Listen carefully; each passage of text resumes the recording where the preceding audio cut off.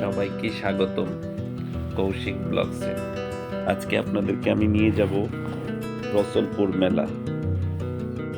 রসলপুর মেলার মধ্যে একটি সুন্দর বাগান রয়েছে। সেই বাগানে কসমস ফুল ও সূর্যমুখী ফুল দুইটারই সুন্দর একটি বাগান রয়েছে। আমরা মেলাতে ঢুকেছি এখন। এখানে বাচ্চাদের জন্য অনেক রাইড রয়েছে। যে কেউ আসলে বাচ্চাদেরকে এখানে খেলাধুলার জন্য প্রচুর রাইড রয়েছে, তারা খুব উপভোগ করতে পারবে। আর যারা আমার মতো একটু ভ্রমণ পিপাসু এবং গাছপালা একটু পছন্দ করে, ফুল গাছ, তাদের জন্য আসলে এই পার্কে আমি মূলত এসেছি ওইখানে যাওয়ার জন্য, আসলে পার্কের ফুল বাগানে যাওয়ার জন্য। এখন আমরা পার্ক থেকে বের হয়ে বাগানে যাচ্ছি। 20 টাকা টিকিট। আমরা 2 জন ছিলাম। 40 টাকা দিয়ে 2টা টিকিট কেটে আমরা রওনা দিলাম। আমরা গিয়েছিলাম পরন্ত বিকেলবেলা। আশেপাশের পরিবেশটা খুবই সুন্দর ছিল। বিকেলবেলায় এমনিতেই পরিবেশ খুবই ভালো লাগে। শীতকাল, শীত চলে যাচ্ছে এখন। এরকম পরিবেশটা কিন্তু এমনিতেই খুবই ভালো, খুবই ভালো লাগে এরকম পরিবেশে। আসলে কোথাও ঘুরতে গেলে বিকেলবেলা দেখেন কি সুন্দর গ্রামীণ পরিবেশ, সূর্য ডুবো ডুবো অবস্থায়, খুবই সুন্দর। এখানে প্রচুর মানুষ আসতেছে, প্রচুর মানুষ। জায়গাটা যতটা সুন্দর, আরো সুন্দর লাগতো যদি একটু কোলাহল কম থাকতো। বাট এই শহরটাতে আসলে ঘোরার কোথাও কোনো জায়গা নেই।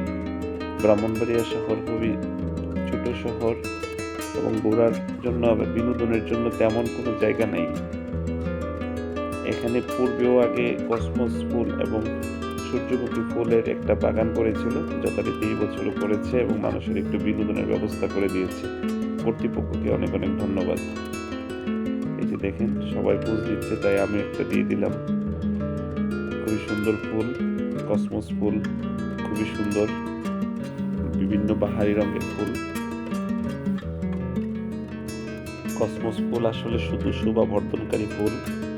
এটা যেমন জমিতে করে তেমনি ফুলের টবেও বাগানিরা সাধারণত করে থাকে। ছাদ বাগানে অথবা বাগানে অথবা বিভিন্ন স্কুল কলেজের সামনে ছোটখাটো বাগান যেখানে থাকে ওইখানেও কসমস ফুল আমরা দেখতে পাই। কিন্তু এরকম বিশাল আকারে কসমস ফুল আসলে বাংলাদেশের হয়তো এখানে আছে, আরেকটা হয়তো সম্ভবত নরসিংদী, ওইখানে একটা কসমস ফুলের বাগান রয়েছে বড় পরিসরে আর কি। এটা অনেক বড় পরিসরে। এখানে ব্রাহ্মণবাড়িয়াটাও খুব বড় পরিসরে। হাজার হাজার মানুষ আসে দর্শন করার জন্য বা বিনোদন বা মনের শান্তি নেওয়ার জন্য। আসলে চোখের শান্তি। পাশেই হচ্ছে যে আপনার সানফ্লাওয়ার, সূর্যমুখী ফুল। সূর্যমুখী ফুল কিন্তু আমাদের খুবই উপকারী একটি ফুল। সৌন্দর্য শুধু বিলাই না, পাশাপাশি এটা আমাদের অর্থকরী ফসলও। এটাতে এইটার বীজ খুব উপকারী এবং এটা থেকে আমরা তেল উৎপাদন করি। একসময় আমাদের এলাকাতে ব্রাহ্মণবাড়িয়াতে প্রত্যেকটা বাড়িতেই কিছু জমিতে, 2-1টা জমিতে সবাই সানফ্লাওয়ার করতো। হয়তো কালের বিবর্তনে হয়তো এটা এইভাবে এখন আর করে না। বাট আমাদের এলাকাতে প্রচুর সূর্যমুখী ফুল হয়। আগে রেগুলারই চাষ করতো, এখন সানফ্লাওয়ার এভাবে করা হয় না। এখন শুধু শোভাবর্ধনকারী হিসাবে যারা করে তারাই। খুব বেশি একটা সানফ্লাওয়ার এখন দেখা যায় না। খুবই সুন্দর, চোখের সৌন্দর্য একদম চোখে লেগে থাকে। কি সুন্দর দেখেন। সানফ্লাওয়ার কিন্তু বেসিক্যালি সূর্য যেদিকে থাকে ফুলটা ওইদিকেই কাত হয়ে থাকে, বা সূর্য যেদিকে যাবে ফুলটা ওইদিকে মুখ করবে। যাই হোক, খুবই সুন্দর লাগলো। আমরা আসলে বিকালবেলাটা খুব উপভোগ করলাম। ঘুরতে কার না ভালো লাগে? আমারও খুব ঘুরতে ভালো লাগে। যেখানে ঘোরার একটু জায়গা হয় আমি সেখানে চলে যাই। আমাদের ব্রাহ্মণবাড়িয়া শহর থেকে হয়তো 50 টাকা লাগবে। রিক্সায় করে আসা যায়, অটো দিয়েও আসা যায়। খুব বেশি একটা দূরে নেই। রসুলপুরে আমাদের এই মেলাটা অবস্থিত, সবাই আসতে পারেন।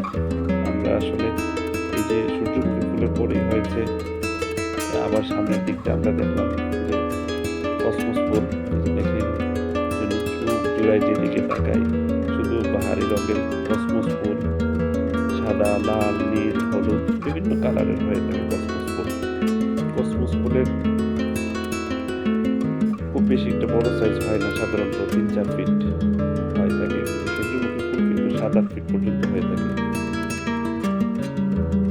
কসমস ফুলের সৌন্দর্যে আসলে সবাই বিমোহিত। টিকটকার, ইউটিউবার সবাই আসছে এখানে দেখার জন্য। আমি তাদেরকেও দেখলাম।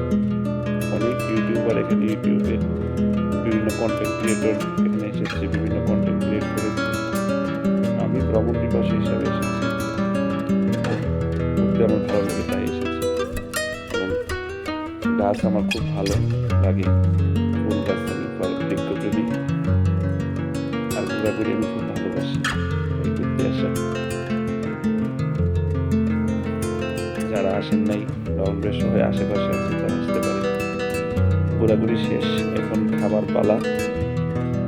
আমাদের যে পার্কে এসেছিলাম ওই রসলপুর মেলা রেস্টুরেন্টের ঢুকলাম। এখানে পরিবেশটা খুব সুন্দর, খোলামেলা, বসার জন্য কিছু সিট রয়েছে, পাশে বাচ্চাদের জন্য বিনোদনের জায়গাটা। আমরা এখানে বসলাম, উপরে গাছ, নিচে বসার জায়গা। আমরা চটপটি এবং ফুচকা খাবো, দই ফুচকা এবং চটপটি আমরা অর্ডার করেছি, একটু অপেক্ষা করলাম, তো চলে আসবে খাবার। বিকাল শেষ হতে হতে আমাদেরও খাবারও চলে এসেছে। সুন্দরী, স্বাদ তেমন একটা ভালো না। দই ফুচকা আগে এখানে একবার খেয়েছিলাম, খুবই ভালো ছিল, তবে চটপটিটা খুব ভালো ছিল। যাই হোক, আমাদের খাওয়া দাওয়া শেষ করে এখন আমরা আসলে খুব বেশি সময় এখানে থাকবো না, চলে যাব। দই ফুচকাটা শেষ করে আমরা এখন রওনা দিব। এই হলো রসুলপুরের উপর থেকে দেখানো অবস্থাটা, দেখেন খুবই মানুষ। আপনাদেরকে অনেক অনেক ধন্যবাদ। চ্যানেলটা সাবস্ক্রাইব করে দিয়ে পাশে থাকবেন এবং আমার নিত্যনৈমিত্তিক যে এই ভ্রমণ ভিডিওগুলো আপনারা দেখতে পারবেন।